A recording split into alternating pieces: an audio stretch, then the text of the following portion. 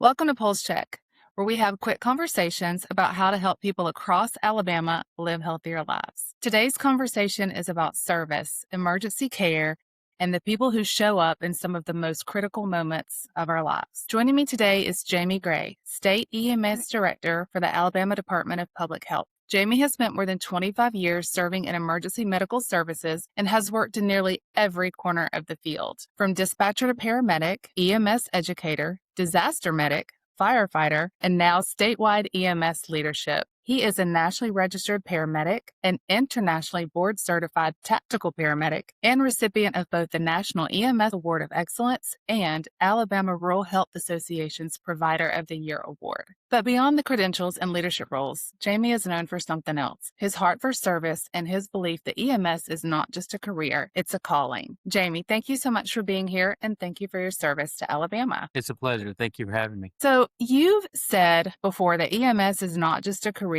it's a calling. What do you mean by that? So basically, when I say that EMS is not just a career, it's a calling, I mean that emergency medical services goes beyond simply having a job or gaining a paycheck. It reflects a deeper sense of purpose and really commitment to serving others, especially during the worst times of their possible life. In most careers, you can leave work, you can leave it there, but at EMS, work often becomes a part of who you are. It means answering calls at 3 a.m. when everybody else is asleep. It remains running towards chaos when others are running away from it.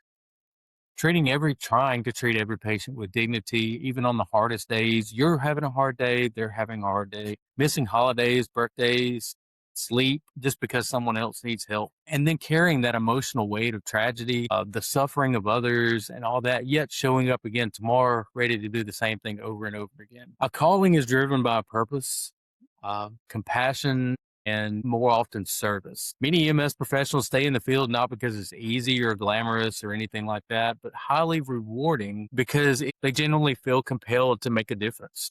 It also means that understanding EMS is built on trust. Patients allow us to come into their homes in the most vulnerable times of their lives, and that responsibility is sacred, and it's not given lightly. It's really earned. So at the time, we have to respect that patient. We have to understand what that patient is trying to go through. And a calling doesn't mean sacrificing yourself endlessly or believing that burnout is a badge of honor. We believe that those called into the EMS still need the rest, support, family, balance, everything that goes along with that.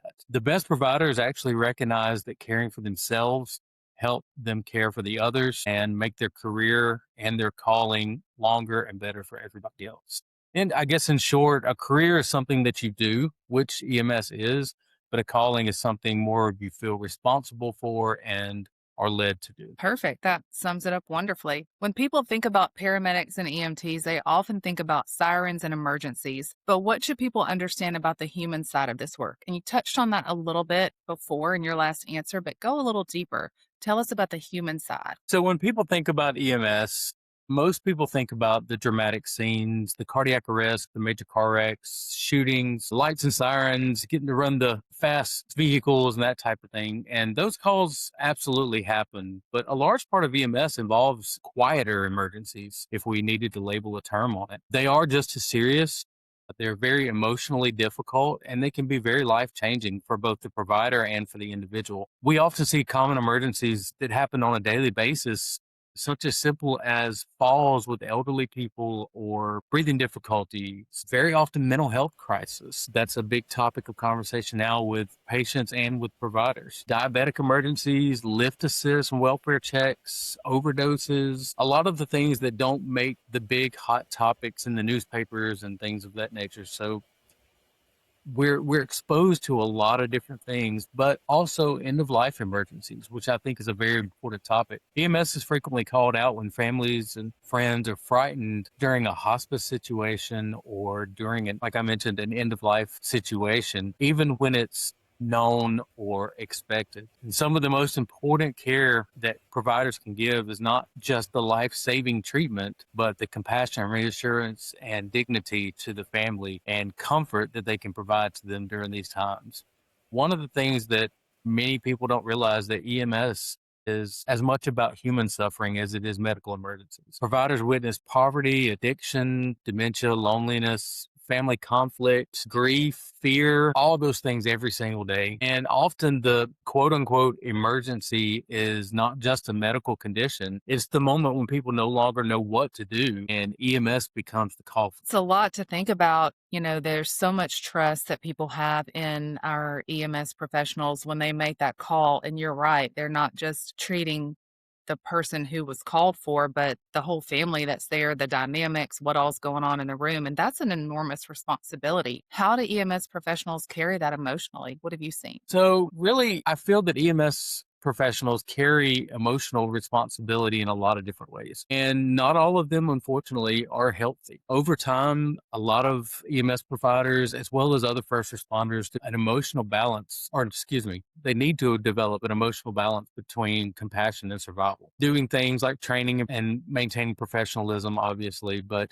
a lot of them revert to dark humor and camaraderie amongst the crews. They compartmentalize, which is unfortunate, where they box up their emotions, but hopefully they find meaning in their service. Some of them actually have, I guess a term would be a quiet emotional weight. They carry that weight around every day and they remain silent about it, which I've spoke about before about silence is not the answer. And we encourage providers to speak out and confide in their coworkers and in their leadership and different programs that are out there for them to speak out and get that emotional weight off of their body. And we use those support systems such as chaplains and mental health centers and things of that nature and try to erase the stigma that goes along with a lot of that. One of the hardest parts is that EMS professionals are expected to appear calm for everybody.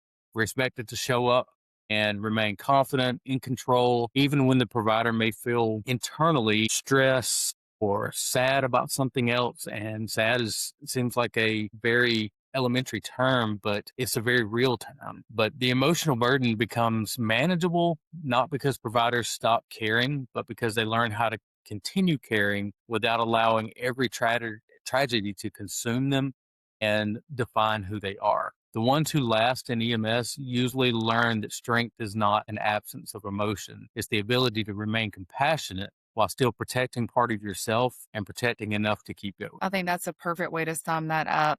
It reminds me of the saying, you can't pour from an empty cup. And so it sounds like EMS professionals are being encouraged now to lean into the care that's available, as you mentioned, whether it's a chaplain, mental health provider, any of those things that would keep them safe emotionally and mentally during this very hard work. But We shifting always, gear, I'm sorry, go ahead. I would say we will always try to stress that if you're empty, there's nothing to pour into anyone else. So you have to maintain yourself and fullness and completeness before you can even begin to overflow or to pour into somebody else. Absolutely. So not only the things that they see and expose to every day, but another big stressors for those folks who work in this field are low staff. And, you're stretched too thin, there's too much to do. So want to shift gears and talk a little bit about how important EMS services are in rural communities because you serve the entire state of Alabama. So can you talk about some of the things that we're seeing in rural areas across Alabama, whether it's response time, healthcare gaps, and what's being done to recruit new EMS professionals to those areas? And in the meantime, while we're getting staffed up, what can people who live in those areas do to make sure that they'll be okay if they face a crisis where they need EMS? So in rural areas, EMS is very important and a very vital piece of the healthcare puzzle, but also just the community. EMS is often the only immediate healthcare resource that's available. Many of these small towns don't have nearby hospitals, care centers, or even enough emergency care providers. When someone experiences a heart attack or trauma or any other type of emergency, the local ambulance may be the only advanced medical care that they'll see or have access to for 30 minutes or even 30 miles or more away. So there's a few factors that make EMS especially important in these rural areas. They are often more than just an ambulance crew. They're the neighbors, the caregivers, the problem solvers, the trusted public servants. They may know generations of the same family. They may be part of that same family, and they routinely respond to people that they know and their friends and their family. One of the challenges in that rural EMS system nationwide, including Alabama, most definitely, is facing the increased financial pressure. Maintaining ambulances, staffing positions,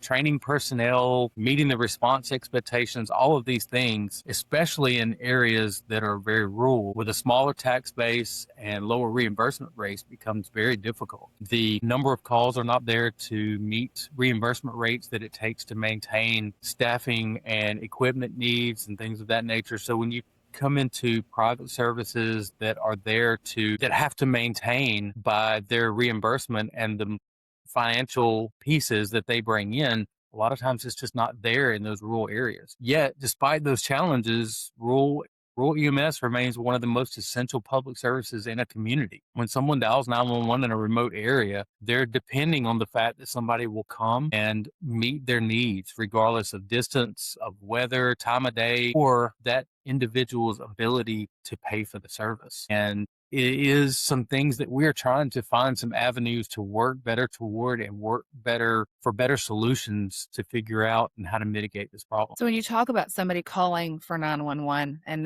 they believe that they're in that moment of crisis, what do you wish people understood about when to call 911 and then how to help emergency responders help them? How can we help ourselves? Well, I think one of the biggest things EMS and first responders in general wish that people understood is when to call 911 and honestly when to not to. I do need to stress that responding to an EMS call is not an inconvenience when an emergency truly exists. Although, unfortunately, sometimes a crew may not portray that when they arrive at a scene. But we hope that the patients or the family take a moment to understand what might be going through that crew member's head. We're called out for an emergency and our mind automatically starts going through the what ifs, the what's causing this, the what might could happen, what's about to happen, all these things, because EMS is really built on critical thinking and being able to decipher needed information out of everything that's being thrown at us at one time when we step into a scene. Because when we walk in, everything is just unloaded onto us emotionally, psychologically, physically, not to mention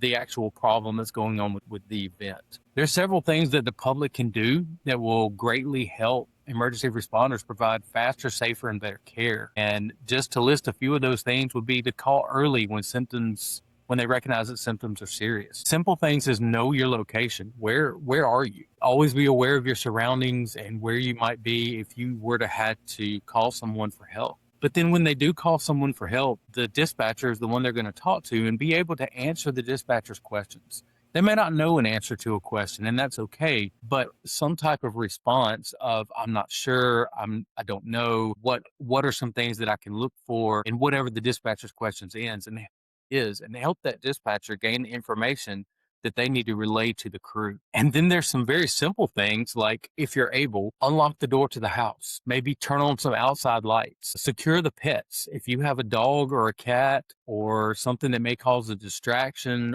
or a hindrance to providing any type of patient care or access to that patient. We go on a lot of scenes where pets are very protective of their owners or the people that they live with, and they get very upset when a stranger or an unfamiliar individual is there trying to do something for that person because they don't understand. And then things like having medication or a medical history available when we ask for it or need it. There's a lot of things that we want to do or need to do for that patient, but we may not be able to because of some medication that they're on or some type of medical event they've had in the past. And then there may be something that's going on now that a medical event or medication they have may be contributing to that we need to know. So don't hide the important information. Every information could potentially be important. Let us decipher and go through the weeds of figuring out what those things are. And then some things that you can do personally would be learn basic CPR and first aid and some things that a layperson can do without having extensive medical knowledge or any type of profound abilities or anything like that. But ultimately, responders appreciate patience and kindness. And I think that can be reiterated enough that we ask that you be patient with us and kind to what we're trying to do for you or your family member. Most EMS professionals enter this field because they generally want to help people. And a calm attitude, honest conversation, honest communication, and a simple respect for that person goes a long way during what's often a very stressful moment for everyone involved. The provider, because they're trying to decipher what's going on with the individual, and obviously for the family and the patient themselves, because they don't know what's going on either. So when we put those two together, the situation can be very stressful and very emotionally heightened. And we need to try to diffuse that as much as we can and understand that we're all on the same page to help. I love that. So, in an emergency, know where you are, communicate that clearly to dispatch, unlock the door, turn on a light, secure pets, and try to be as calm as possible as you explain what's been happening, when it started, what medications the person is on. And if you can, have a previous background, maybe with some CPR classes. And I wanted to talk a little bit more about that. You may remember when we spoke earlier, I mentioned that I was an EMT in the Air National Guards, was a medic. And I remember when defibrillators first came out. And we were also excited because they were going to be everywhere. They were going to be in the malls and they were going to eliminate so many problems. And now there's not even malls, much less defibrillators in the malls. So CPR is still the cornerstone. So can you talk some more about how hard it is to learn and who can certify you in CPR and at what point, like who is it important for? Moms of young children, adults of aging parents, like who really should know CPR? So that is a very, very open question but it's a great question. So going back, talking about just the simple fact of learning CPR, I think anyone that is able to learn CPR should learn CPR. And not just CPR, just some basic first aid elements that can aid in the stability and often survivability of an individual on a very uh, simplistic basis. So when we talk about CPR, everybody focuses on CPR, and that's the one thing that you learn, and that's the one thing that you do. But there are other elements that go along with it, such as stop the bleed course. If somebody has a severe bleed, learning how to control that bleed. You may not be comfortable with blood, you may not be comfortable with whatever, but I can tell you that if you grab a really big towel and cover it up, you won't see it, and you could probably save the person's life. Learning those things at any age, and I say any age respectfully of the maturity level of an individual. But I've taught CPR classes for years and years, and we've had very young children. And when I say young children, 10, 11, 12-year-olds that are very anxious in learning CPR just for the fact of being able to help a family member or a friend, or they've seen somebody do it, and they want to be able to do it if they were ever called to be able to do that. And learning CPR is not difficult. It's very simplistic. Different courses take you through different elements, and some are more advanced than others and things of that nature. But the bare basics of CPR are very simplistic and very easily accomplished. And there are a lot of online courses now. Some, I do say, are better than others, but there are a lot of courses, whether in person, if you're that type of learner where you need to put your hands on what you're doing. If you're the type of learner that likes to read, there are a lot of information and articles that you can read, and then do some interactive videos and things online that can help teach you how to perform the skills if you were to need to, and then go put your hands on something later. But I do think that the psychomotor portion of a CPR course, the actual putting the hands on a patient or a mannequin and doing the compressions, knowing that what that feels like, giving breaths, knowing what that feels like is invaluable. So at some point, regardless of how you learn your CPR or where you acquire the information, I think you should definitely find somewhere somehow to practice on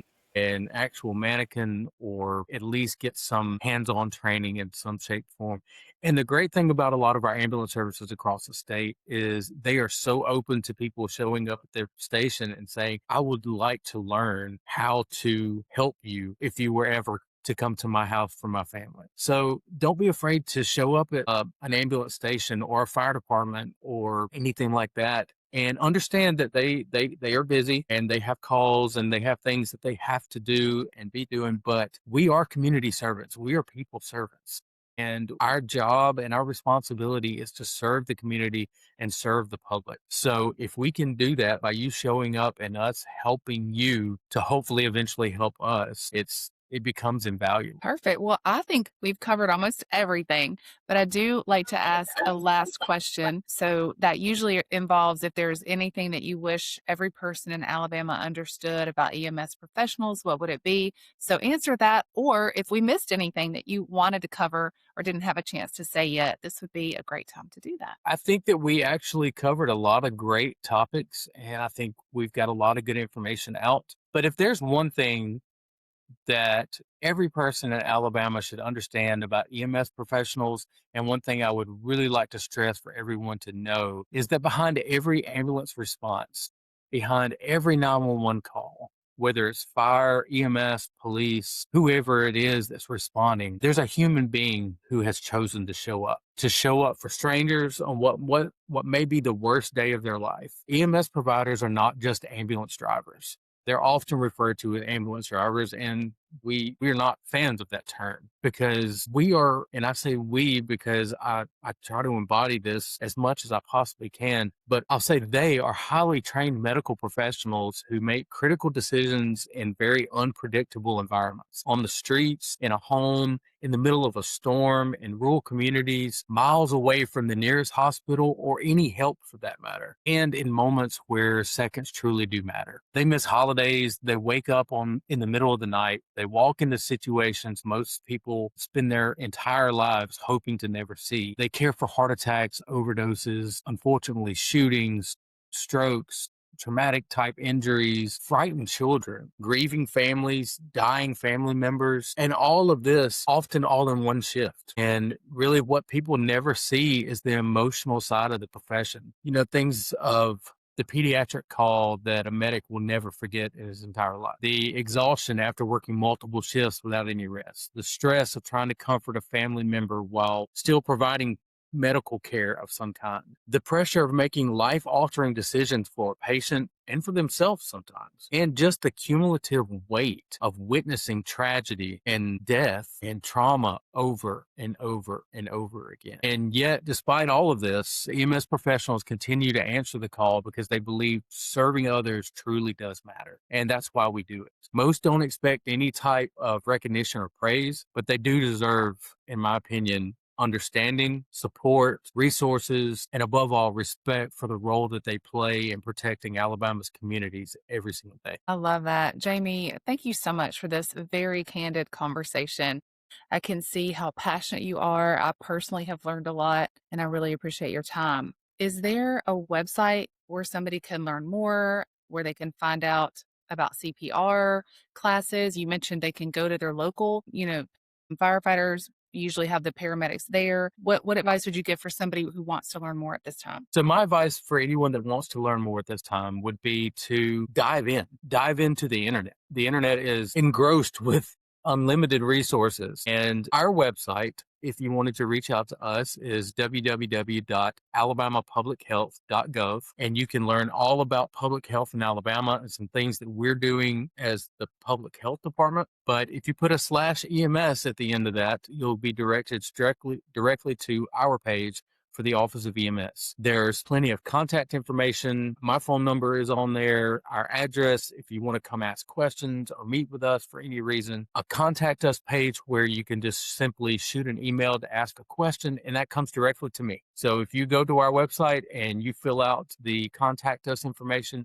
I will get that email. And if it's not a question that is appropriate for me to answer, one of my staff members will reach out to you in some shape, form to answer your question, or I may reach out directly myself if I feel like it's a question that I can best suit your needs by answering. But obviously with the CPR question, the American Red Cross, the American Heart Association, all of these staple entities that have provided cardiovascular resuscitation education for years and years are still the go-to points to find information and to learn more about what you can do as an individual and for what some of these emergencies even look like. And if nothing else, if you're not going to participate, you may be able to recognize and respond. And some of that is some of the most crucial things that we can do is simply recognize it and know when to call an ambulance. Perfect. Well, if you are watching this and you want more information about Pulse or you want to view more stories like this one, go to alabamapulsemagazine.com. And if you have any suggestions about guests or topics we should consider, please leave it in the comments. Thanks so much.